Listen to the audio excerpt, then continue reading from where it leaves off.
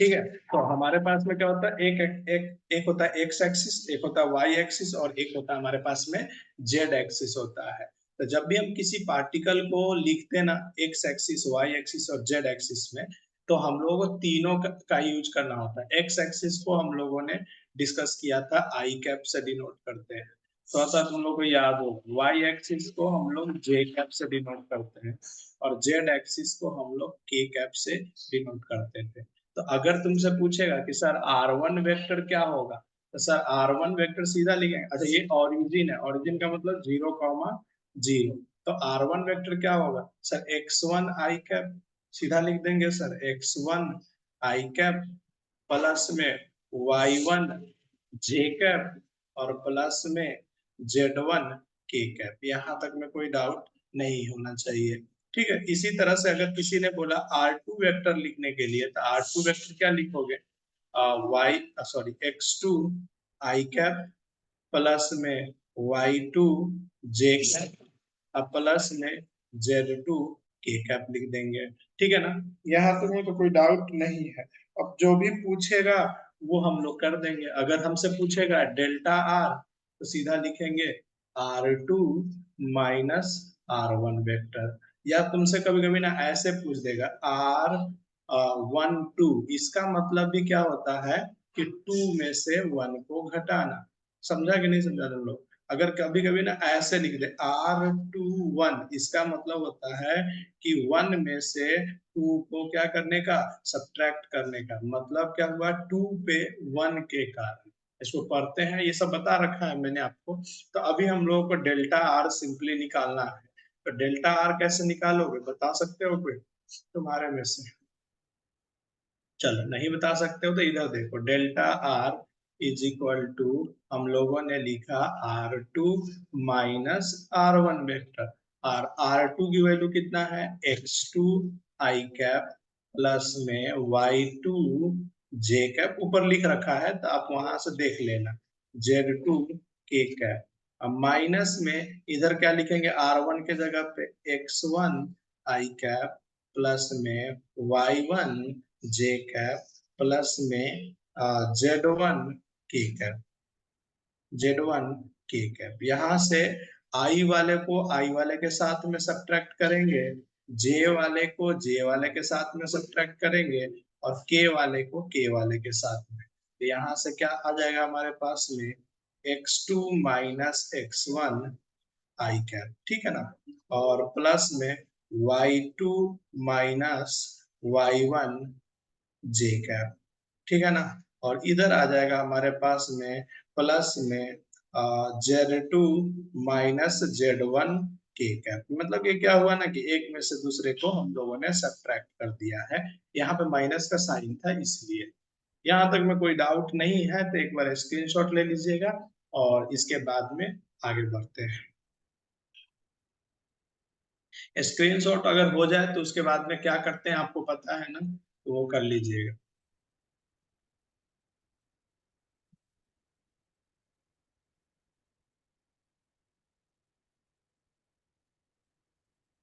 एक बार आप यहाँ पे अपने हैंड से क्या होता है ना, राइज कर लीजिएगा, अगर हो जाए स्क्रीनशॉट तो। वेरी गुड, रोहित ने कर दिया है। बस एक ही बच्चा से हुआ, तुम लोग स्क्रीनशॉट लेने नहीं आ रहा क्या?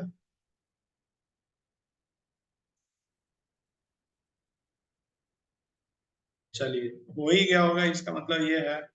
तो आगे बढ़ते हैं, नेक्स्ट करते हैं।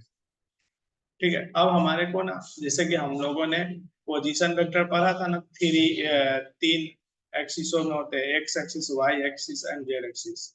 ठीक है ना। तो अब इसी को हम लोगों ने एक डायरेक्शन कोसाइन के नाम से जानते हैं। क्या चीज के नाम से जानते हैं, डायरेक्शन कोसाइन के नाम से जानते हैं। अब देखो, यहाँ पे हम लोगों ने क्यूब लिया है। क्यूब क्यों लिया है, क्यूब 3D में होते हैं। 3D का मतलब क्या होता है कि क्यूब के अंदर में, अगर मैं थोड़ा सा आगे बढ़ा कर करके देखूं, तो क्यूब के अंदर में, इधर देखो मैं बनाने की कोशिश कर रहा हूँ क्यूब। तो क्यूब के अंदर में तुम क्या देखोगे ना बच्चा, कि इसके अंदर में एक्स एक्सिस भी प्रेजेंट है, वाई एक्सिस भी प्रेजेंट है। एक घर का कमरा देखोगे ना, तो सही से तुमको समझ में आएगा। तुम जहाँ घर पे हो वहां का कमरा देखने की कोशिश करो, वो क्यूब टाइप का बना हुआ होगा या क्यूबाइडल टाइप का होगा। ठीक है, तो इसके अंदर में क्या होता है ना, एक एक्स एक्सिस होता है, एक वाई एक्सिस होता है और एक जेड एक्सिस होता है। अगर मैं इसको एक्स एक्सिस बोलूं और ऊपर वाले को वाई एक्सिस बोलूं, तो इस वाले को क्या बोलूंगा मैं, जेड एक्सिस बोलूंगा कि नहीं बोलूंगा? ये परफेक्ट एग्जांपल है ना हमारे लिए 3D के लिए। ठीक है ना, तो अब यहाँ पे हम लोग क्या करते हैं ना, एक आर वेक्टर लेते हैं जिसको हम लोग रख देते हैं यहाँ पे। अब ये आर वेक्टर जो है ना, एक्स एक्सिस से कुछ एंगल बना रहा होगा तो इसका नाम हम लोग अल्फा देते हैं। अगर ये वाई एक्सिस से कुछ एंगल बना रहा होगा तो इसका नाम हम लोग बीटा देते हैं। और ये जेड एक्सिस से कुछ एंगल बना रहा होगा तो इसका नाम हम लोग गामा देते हैं। तो हम लोग तीन चीजें दिए। अल्फा का मतलब क्या हुआ, किसके साथ में बना रहा है एंगल, एक्स एक्सिस के साथ में बना रहा है। ठीक है ना। अच्छा, बीटा किसके साथ एंगल बना रहा है, वाई एक्सिस के साथ। बीटा के बाद में गामा किसके साथ एंगल बना रहा है, ये जेड एक्सिस। ये सिंपल सिंपल बातें हैं, अभी देखो धीरे धीरे सब चीज समझ में आएगा, एक दिन में किसी को समझ में नहीं आया है आज तक। ठीक है, तो धीरे धीरे समझने की कोशिश करना और मेहनत करने की कोशिश करोगे तो होगा, नहीं तो नहीं होगा। लास्ट क्लास में हम लोग ये सब डिस्कस कर चुके थे, इसे हम लोगों ने 2D के बारे में, अब हम लोगों को 3D के बारे में यहाँ पर डिस्कस करने का है। ठीक है, तो आइए अब हम लोग बात करते हैं, इसी के बारे में बात कर रहे थे, तो अब हम लोग यहाँ पे बात करते हैं। ठीक है, तो ये पहले समझ में आया ना कि क्यूब जो है हमारा एक परफेक्ट एग्जाम्पल है किसका, बोलो, क्यूब जो है एक परफेक्ट एग्जाम्पल है 3D का। इसके अंदर में एक्स एक्सिस भी होता है, वाई एक्सिस भी होता है और जेड एक्सिस भी होता है। किसी को तकलीफ नहीं होना चाहिए।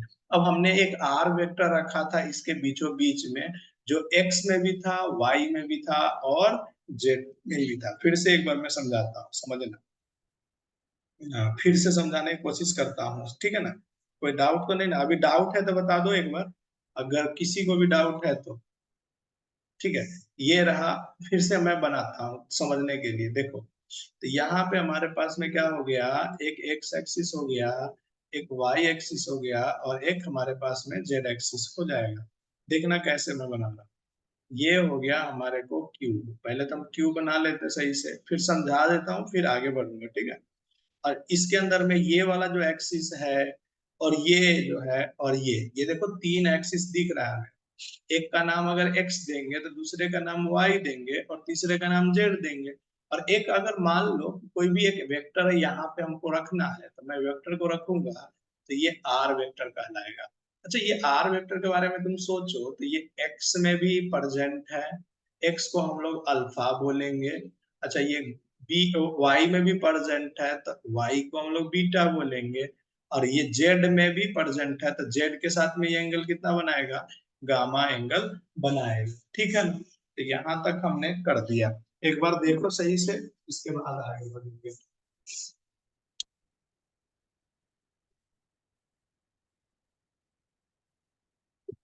ठीक है, अब इसी को हमने क्या किया है, पीछे ड्राइंग के साथ में बनाया है, समझने की कोशिश करना, फिर समझ में आया। कुछ नहीं है इसमें, बस सिंपल चीजें हैं, कुछ चीजें हैं जो याद करने का। इससे क्वेश्चन आए हुए थे इस साल नीट के अंदर में, तो इसलिए इसको हम लोगों ने यहाँ पे रखा है। तो इसी को नाम देते डायरेक्शन क्वेश्चन। क्या नाम देते हैं इसको हम लोग, डायरेक्शन क्वेश्चन। डायरेक्शन क्वेश्चन के अंदर में क्या होता है, एक एक्स एक्सिस होता है, एक वाई एक्सिस होता है और एक जेड एक्सिस होता है। मैंने एक आर वेक्टर को यहाँ पे, एक देखो रेड कलर से दिख रहा है ना, ये आर वेक्टर को मैंने यहाँ पे बनाया।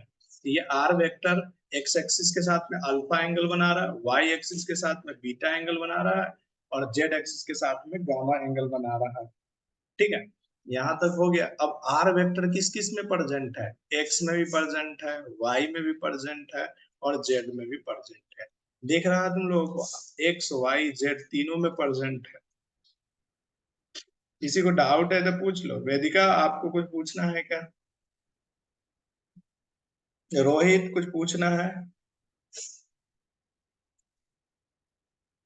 नहीं पूछना है, ठीक है, नहीं पूछना है तो चलिए आगे बढ़ते हैं और आगे की बातें करते हैं। थोड़ा सा समझने की कोशिश करना है इसके अंदर। तो अब इसके अंदर में ना हम लोगों ने कॉस थीटा साइन थीटा पढ़े थे। तो इसके अंदर में ना एक इंपॉर्टेंट रिजल्ट होता है कॉस थीटा की। अगर कॉस अल्फा की वैल्यू पूछेगा ना तो एक्स बटा में उसका मॉड लिखते हैं। अगर बीटा की वैल्यू पूछेगा ना तो वाई और बटा में क्या लिखते हैं, उसके मॉड लिखते हैं। इसी तरह से अगर गामा की वैल्यू पूछेगा ना तो जेड का मतलब जेड वाला और उसके मॉड लिखते हैं। ठीक है। और एक इंटरेस्टिंग क्या है यहाँ पे कि इसके जब स्क्वायर करते ना cos square alpha, cos square beta and cos square gamma, तो इसकी वैल्यू 1 आता है। ठीक है ना, ये बहुत इंपॉर्टेंट है। इसका प्रूफ भी है, प्रूफ कहोगे तो अभी मैं बताता हूँ। देखो कैसे प्रूफ होगा। तो यहाँ पे ही होल स्क्वायर करते चले जाएंगे ना, इनकी वैल्यू यहाँ पे डाल करके होल स्क्वायर करेंगे तो यहाँ से क्या हो जाएगा कि ये सारे कट जाएंगे, कैंसिल आउट हो जाएंगे और इसकी वैल्यू जो आएगी 1 आएगी। तो ये बात को याद रखना।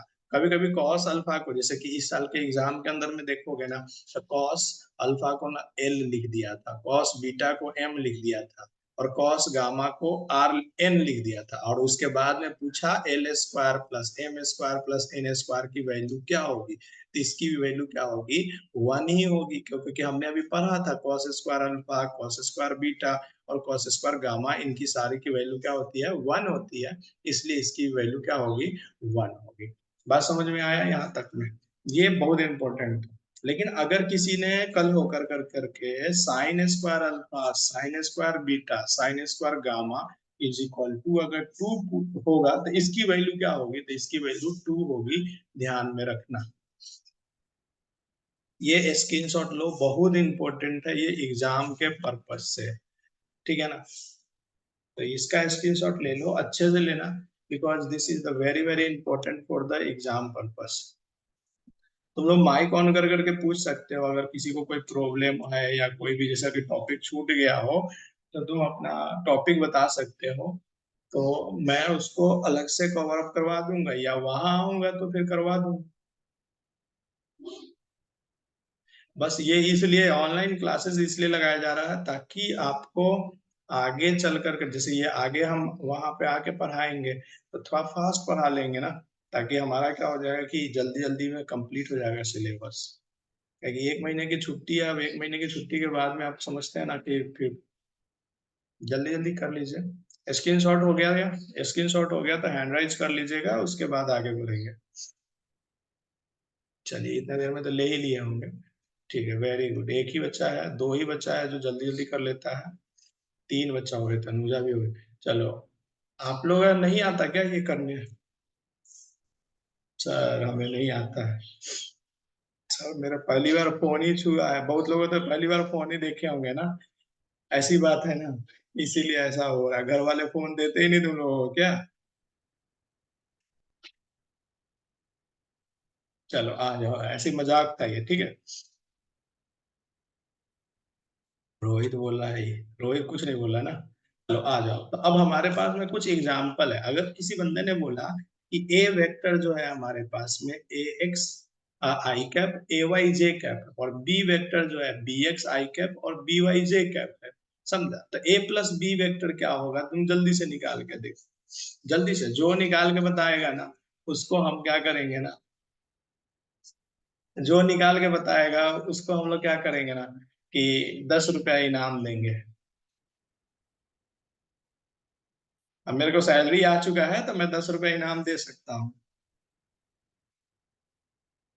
जल्दी रखिए। अच्छा, ये तनुजा का हो गया, बताइए तनुजा क्या आया है, एक बार मैसेज माइक ऑन कर सकते हैं अगर हो गया है तो।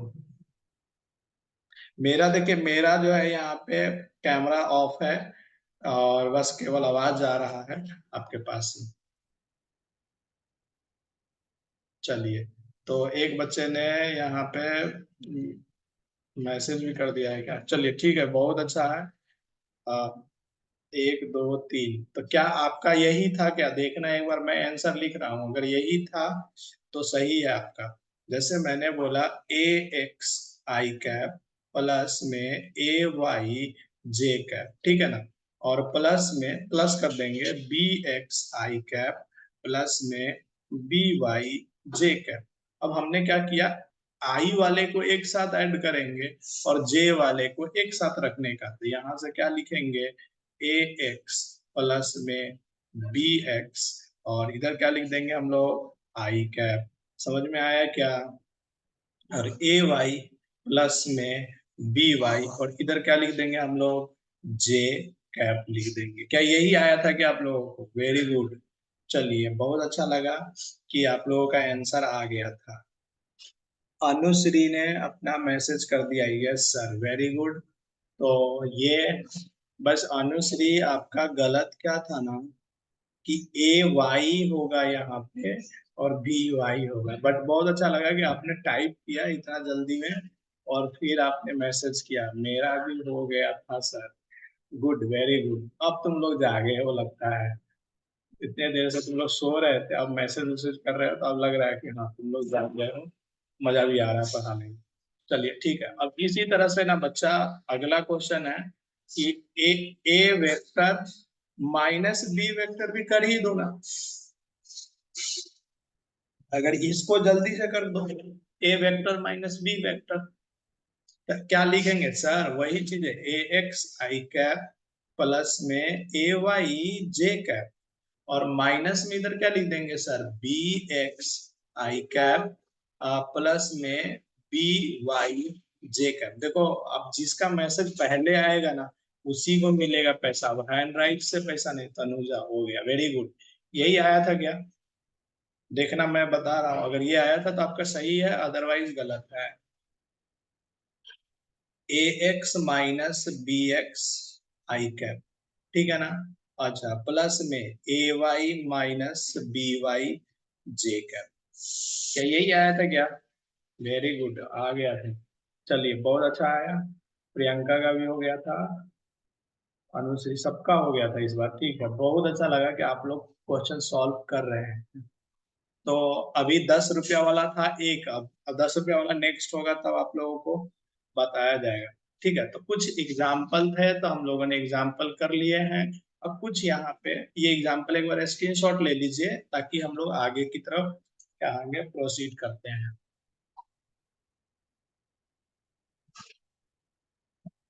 हो गया ना ये? चलिए आगे बढ़ते हैं, और आगे वाले का भी स्क्रीनशॉट लीजिए, फिर समझाते हैं।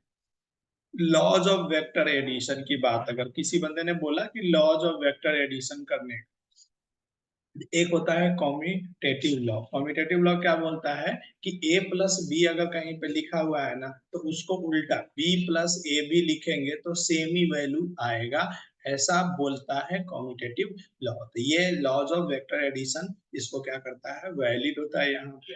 फिर क्या होता है, एसोसिएटिव लॉ होता है। तो ये क्या होता है एसोसिएटिव लॉ, कि a प्लस बी प्लस सी को अगर ब्रैकेट में लिखे हैं तो अगले बार हम लोग ए प्लस बी और सी को बाहर भी लिख सकते हैं।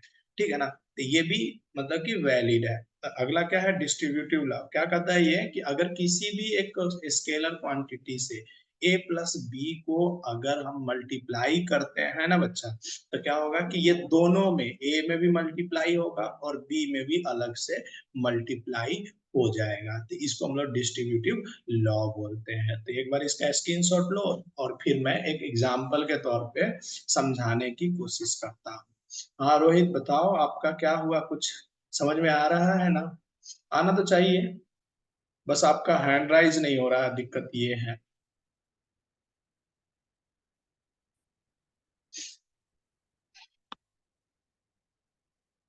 बहुत अच्छा, चलिए। तो अब हम लोग इसका स्क्रीनशॉट लेते रहिएगा, और यहीं पे हम अ, एक एग्जाम्पल लेते हैं। जैसे कि मैंने बोला, ए वेक्टर जो है हमारे पास 2i cap plus 2j cap है, और बी वेक्टर जो है ना बच्चा, ये है हमारे पास में 3i कैप प्लस में 3j कैप। अब देखो, a प्लस बी लिखते हैं तो a प्लस बी क्या हो जाएगा, तो 3 प्लस 2 यानी कि 5i कैप, और प्लस में क्या हो जाएगा इधर बोलो, 5j कैप हो जाएगा। अच्छा, b प्लस ए लिखेंगे तब भी क्या होगा, इसकी वैल्यू सेम ही होगा ना, b में अब इसको जोड़ने का, तो अभी भी 5i कैप प्लस में 5j कैप आया। इसका मतलब क्या हुआ कि फर्स्ट वाला लॉ तो हमारा काम कर गया, कि a प्लस बी और b प्लस ए दोनों सेम होते हैं। अब इसी तरह से थर्ड एग्जाम्पल भी आप अपने खुद से लेकर के देखिएगा तो आपको समझ में अच्छे से आएगा। फोर्थ एग्जाम्पल हम लोग लेते हैं यहाँ पे थर्ड, ये वाला डिस्ट्रीब्यूटिव लॉ का मतलब हम लोग लेते हैं। तो जैसे कि मैंने बोला 2 multiply a plus B vector, तो a प्लस बी का वैल्यू कितना आया था अभी ऊपर वाले में 5i कैप प्लस में 5j कैप। ऊपर देखो ना, ये एग्जाम्पल अभी लिया था मैंने, लिया था, तो इससे क्या हो जाएगा यहाँ 10i कैप प्लस में 10j कैप। अब हम लोग अलग अलग भी कर कर करके इसको अगर हमने 2 से मल्टीप्लाई कर दिया, अगर इसको 2 से मल्टीप्लाई कर देते क्या बन जाएगा 4i कैप प्लस में 4j कैप। इसको अगर हमने 2 से मल्टीप्लाई कर दिया तो क्या बन जाएगा 6i कैप प्लस में 6j कैप। अब इनको ऐड अगर करोगे ना बच्चा तो यही आएगा वैल्यू। इसका मतलब थर्ड वाला भी हमारा सही है। तो ये हमारे लिए बहुत इंपॉर्टेंट था लॉज, जो हमें जानना जरूरी था वेक्टर के अंदर में। ठीक है, चलिए आगे बढ़ते हैं और कुछ और चीजें बातें करते हैं। एक क्लास और लगेगा आप लोगों का, अब यानी कि आज लग गया, इसके बाद एक क्लास में डॉट प्रोडक्ट हम लोग कंप्लीट करेंगे। ठीक है, और डॉट प्रोडक्ट के बाद में आपको क्या करने का कि क्वेश्चन ट्राई करने का, क्वेश्चन नहीं बने फिर भी ट्राई करने का, try and try again and again, then you will be the success. ठीक है ना, तो इसलिए ट्राई करने का। सर सिर्फ 2 से ही मल्टीप्लाई करे करा है या क्या? हाँ 2 से ही किया इसमें। अगर हमको जैसे कि यहाँ पे m देखो ना, m क्या है, m दोनों के लिए सेम है ना, m दोनों के लिए सेम है, तो 2 से मल्टीप्लाई किए। अगर तुमने 3 से लेना होगा तो 3 से मल्टीप्लाई, तो सबको 3 से करने का, तो कोई चेंजेस होगा नहीं। सही है ना, बोलो, अगर कुछ पूछने का तो पूछो। एक बच्चे का okay sir I got it, very good. चलिए आगे बढ़ते हैं, नेक्स्ट करते हैं। नेक्स्ट किया जाए। अब कुछ क्वेश्चन हैं जो आपके लिए है, आपके नींद उड़ाने के लिए कुछ क्वेश्चन मैंने रखा है, बहुत सो रहे थे ना इतने दिनों से, तो कुछ क्वेश्चन हैं जो अच्छा अच्छा क्वेश्चन है, इसको हम सॉल्व करते हैं। ठीक है ना, यहाँ पे क्या करता है इस क्वेश्चन के अंदर में कि हमें निकालने का find the resultant vector, resultant of the vector show in the figure, यानी कि इस फिगर के अंदर में दिया हुआ है इसका रिजल्टेंट वेक्टर निकालने का अपने को। तो कैसे करेंगे इसके बारे में हम डिस्कस करते हैं, पहले समझाते हैं, फिर आप लोग बताना कि समझ में आया या नहीं आया। ठीक है, ये देखो 5 सेंटीमीटर है, ये क्या है एक्स में है क्या, नहीं, ये x में भी है y में भी है। तो क्या करेंगे इसका हम लोग x के साथ भी लिखेंगे और y के साथ में भी लिखेंगे। तो बोलो तो इसका x के साथ में क्या लिखोगे, तो 5 cos 37, याद है जिसके साथ एंगल बनाता है उसको cos थीटा से मल्टीप्लाई करते थे, और जिसके साथ एंगल नहीं बनाता है उसको साइन थीटा से मल्टीप्लाई करते थे। इसका मतलब ये वाला जो होगी हमारे लिए क्या हो जाएगा 5 sin 37 हो जाएगा। बात सही समझ में आया क्या यहाँ तक? अच्छा ये देखो तो इसकी डायरेक्शन किधर दिखा रहा है सर, इधर की तरफ है इसकी डायरेक्शन। अगर तुम सही, अरे ये क्या हो गया, सॉरी ये थोड़ा सा ना मेरा पेन खराब हो गया लगता है। समझ रहा है ना तुम लोगों को, समझ में आ रहा है ना तुम थोड़ा बहुत, ये भी नहीं आ रहा है। इसका मैं कलर चेंज कर लेता हूँ। देखो इसकी डायरेक्शन देखो, तो इसकी डायरेक्शन किधर है, इधर की तरफ। इसका मतलब ये क्या है हमारे लिए 3i कैप हो गया। अच्छा इसका डायरेक्शन ऊपर की तरफ है, ऊपर y होता है, तो y के लिए क्या लिख देंगे 4j कैप लिख देंगे, खत्म। अब इसका देखो तो वैल्यू क्या आएगा 5। अच्छा cos 37, जिसको याद होगा ना जल्दी से बताएगा, उसको मेरे तरफ से गिफ्ट है cos 37, जिसका पहले आ जाएगा यहाँ पे। नहीं आया ना, तुम लोगों को भूल गए वो सब के सब। मैजिक ट्रायंगल एक बताया था हमने। तो cos 37 क्या होता है 4/5, वेरी गुड, एक बच्चे ने बताया।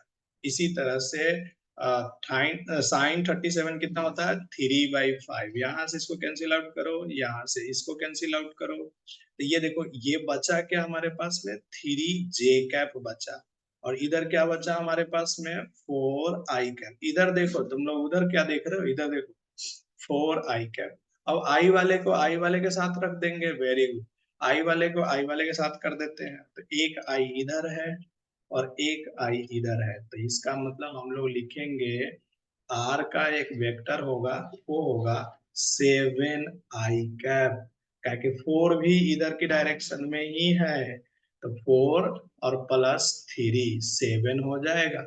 अच्छा इधर देखो, y का डायरेक्शन, तो y में इधर भी 3 है और इधर भी 4 है, ये 4 भी ऊपर की तरफ ही तो है, ये वाला और ये वाला, तो इधर y में भी कितना हो जाएगा 7 j कैप। तो देखो क्वेश्चन दिखने में कैसा लग रहा था कि यार ये क्या फिगर दे दिया है, लेकिन देखो आसान था ना, जो पढ़ाया गया था उसी से क्वेश्चन हुआ ना। और ये है, बड़ी बात क्या है कि यही क्वेश्चन इस साल जेई में आ गया, बताइए अब क्या किया जाए, ऐसे ऐसे क्वेश्चन आ जाते हैं। ठीक है ना, तो इसलिए हम बोलते हैं आपको कि आप सही से मेहनत करेंगे तो उसी का एप्लीकेशन आता है, एप्लीकेशन धीरे धीरे समझ में आएगा। तो जल्दी से इसका स्क्रीनशॉट लीजिए और खुद से करने की कोशिश कीजिएगा, ठीक है। चलिए आगे बढ़ते हैं। ऐसे रिकॉर्डिंग हो रखा है तो आप को रिकॉर्डिंग भेज दिया जाएगा, रिकॉर्डिंग का लिंक थोड़ी देर में भेज दिया जाएगा या कल परसों तक भेज दिया जाएगा, ठीक है। आगे बढ़ते हैं। नेक्स्ट हमारे पास में एक सर्कल दिया है, find the resultant vector O A, O B, O C so in the figure if radius जो है सर्कल का क्या दिया हुआ है, आर दिया हुआ है। अब देखो इस क्वेश्चन में भी ना आपको बेवकूफ बनाने की कोशिश किया गया है कि आप बेवकूफ बन जाओ जल्दी से, आपसे क्वेश्चन सॉल्व ना हो, बट ये क्वेश्चन ना बहुत ही आसान है। अच्छा देखो, तो ओ ए किस डायरेक्शन में, कोई बता सकता है क्या? सर ओ ए ना, अगर आप इसको एक्स एक्सिस मान लो, अगर आप इसको वाई एक्सिस मान लो, तो ओ ए जो है ना आर आई कैप लिखा हुआ है, क्या इसका रेडियस आर है, इसकी वैल्यू नहीं दिया है, तो यही लिखा हुआ है ओ ए आर आई कैप। अच्छा ओसी के बारे में कोई बता सकता है, कमेंट कर सकता है क्या? सर ऊपर की तरफ है तो आर जे कैप लिख देंगे, क्योंकि इसका रेडियस आर है तो ये भी रेडियस है होगा। समझ में आया क्या? एकदम सही बोल रहे हो भाई, एक ही लड़की है तनुजा जो एकदम आंसर दे रही है, एक अनुश्री है और एक तनुजा। प्रियंका आपका तो आंसर ही नहीं आता आजकल। चलिए ठीक है, ओबी के बारे में बताइए। और रोहित तुम कहाँ चले गए? रोहित भी जवाब दे रहा था बट अभी भटक गया, पता नहीं सो गया लगता है। चलो आ जाओ, ओ बी के बारे में बताओ बच्चा, ओ बी के बारे में। तो सर ओ बी ना एक्स के साथ में भी बना रहा है, तो हम लोग लिख देंगे आर कॉस 45 डिग्री, और ये हम लोग आई कैप लिखेंगे, इसका दोनों कंपोनेंट होगा, इधर भी होगा और सर इधर भी होने वाला है, मतलब तो पेन चेंज तब तुमको समझ में आएगा। इस साइड भी होने वाला है इसका वैल्यू, कुछ इधर भी होगा और कुछ इधर भी होगा, और दोनों तरफ 45 है, साइन 45 की वैल्यू और कॉस 45 की वैल्यू भी सेम ही होता है। तो यहाँ पे हम लोग लिख देंगे आर साइन 45 जे कैप। ठीक है, अब इसको सॉल्व कर लो ना। तो आर कॉस 45 कितना होता है, बाई रूट 2 लिख देते, 1/√2 होता है इसकी वैल्यू, तुम लोगों को पता होगा। अच्छा आर बाई में √2 जे कैप, समझ में आया क्या? अब क्या करने का, अब अपने को क्या करने का, रिजल्टेंट वेक्टर क्या करता है, सबको जोड़ दो, यानी कि आई वाले के साथ में आई वाले को ऐड करो और जे वाले के साथ में जे वाले को ऐड करने का। तो जल्दी से बताओ कि रिजल्टेंट वेक्टर अगर आर लिखूंगा तो क्या लिखूंगा, आर प्लस में r/√2, और इधर क्या कर दूंगा मैं, आई कैप लिख दूंगा। अच्छा नेक्स्ट बताओ, आर प्लस में r/√2, और इसका क्या लिख दूंगा मैं, जे कैप लिख दूंगा। ठीक है, तो यहाँ पे हमारे पास में क्या हो जाएगा, आर आई कैप भी आ जाएगा, आर जे कैप भी आ जाएगा हमारे पास में। तो बस ऐड तो करना था, आई वाले के साथ में आई को ऐड करने का, समझ में आया क्या आप भी? और आई वाले के साथ में किसको ऐड करने का, आई वाले को, और जे वाले के साथ में किसको ऐड करने का, जे को ऐड करने का और सॉल्व कर देने का। हाँ रिजल्टेंट वेक्टर निकालने का। ठीक है, समझ में आया क्या? नहीं आया तो इसका वीडियो रिकॉर्डिंग होगा, वो आपके पास पहुंचेगा तो आप उसको देखने का, ठीक है। Very good. अच्छा, चलो 3 मिनट के बाद में ना ये मीटिंग जो है स्टॉप हो जाएगी, ठीक है। तो 3 मिनट के बाद 5 मिनट के लिए रेस्ट लेते हैं, मतलब 5 मिनट के बाद में ये मीटिंग क्या होता है ना, दोबारा ऑन होता है। तो हम लोग 5 मिनट के बाद फिर से क्या करेंगे कि ऐड होंगे, क्योंकि आज थोड़ा सा और एक्स्ट्रा पढ़ाने का, ठीक है। तो पहले ये समझ में आया ना। तो इसके बाद में एक क्वेश्चन है, ये क्वेश्चन करेंगे अभी, ये भी क्वेश्चन करेंगे। तो अभी 3 मिनट का टाइम है, तो 3 मिनट खत्म हो जाने दो। इसके बाद पहले ये डॉट प्रोडक्ट और क्रॉस प्रोडक्ट कंप्लीट कर लेंगे, उसके बाद में इन क्वेश्चनों पे हम लोग आएंगे। ये 2 क्वेश्चन तो करा दिया ना मैंने, ये 3rd नंबर क्वेश्चन है और ये हमारा 4th नंबर क्वेश्चन है। अच्छा, डीपीपी सबके पास मिल गया है क्या? डीपीपी सबके पास चला गया ना? मैसेज कर सकते हो।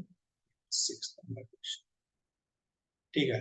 Very good. तो अगर डीपीपी चला गया है ना, तो डीपीपी का भी हम लोग क्वेश्चन का सॉल्व करेंगे। देखना जब सॉल्व करेंगे ना डीपीपी, आपको देखना तुमको क्या लगेगा ना कि यार ये क्लास में कराया हुआ है, सर ने क्लास में कराया था, बट हमको क्या है ना कि लैंग्वेज में प्रॉब्लम आ रही है। दैट्स वाइज ये क्या हो रहा है कि सॉल्व नहीं हो पा रहा है, बट वो सॉल्व हो जाएगा, ठीक है ना। चलिए, तो अभी ये 2 मिनट बचा हुआ है, तो एक क्वेश्चन तो कर ही सकते हैं ना। एक क्वेश्चन कर लेते हैं। कहता कि A vector A is 2 centimetre long, मतलब एक वेक्टर का लंबाई जो है 2 सेंटीमीटर है, and 60 degree above the x axis in first coordinate. मतलब देखो ऐसे बना लो, पहले एक्स एक्सिस बना लो, फिर वाई एक्सिस बना लो, और फिर उसके बाद सॉल्व करने की कोशिश करो, तब होगा। ये एक्स एक्सिस था हमारे पास में, और ये वाई एक्सिस था हमारे पास में।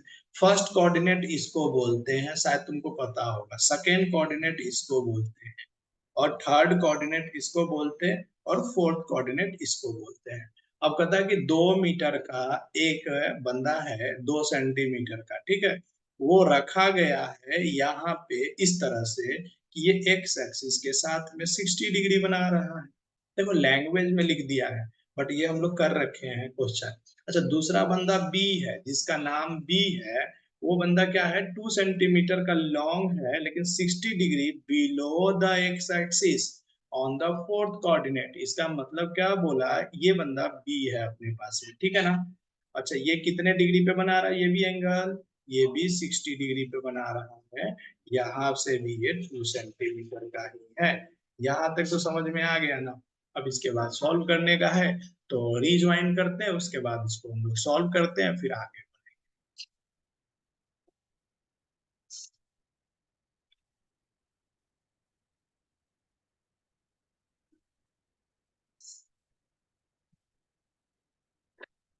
दीवाना समुंदर, अरे क्या कर दिया।